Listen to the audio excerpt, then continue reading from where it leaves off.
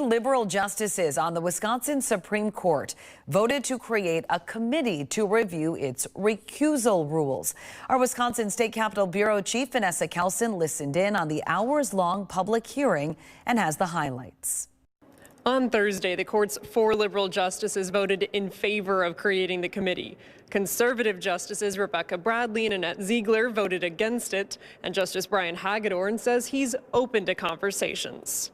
Judges of all stripes kind of are aghast at what has become of Wisconsin's elections. We're kind of considered a bit of a national disgrace. Retired judges, practicing attorneys, and academics came together to suggest how the state's highest court could handle recusals in the age of high-dollar campaigns for judicial seats.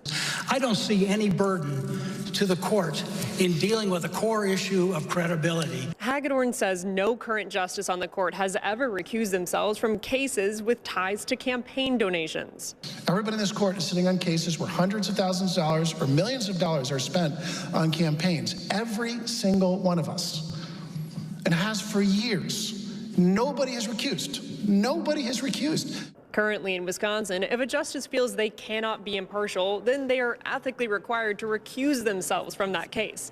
However, conservative justices on Thursday expressed concern about the lack of clarity and feasibility surrounding new recusal rules. I oppose the creation of this committee because I think it will ultimately waste the time of all of the members. The committee still needs to be formed. Once it is, members will have several months to research and make recommendations. From the Wisconsin State Capitol, Vanessa Kelson.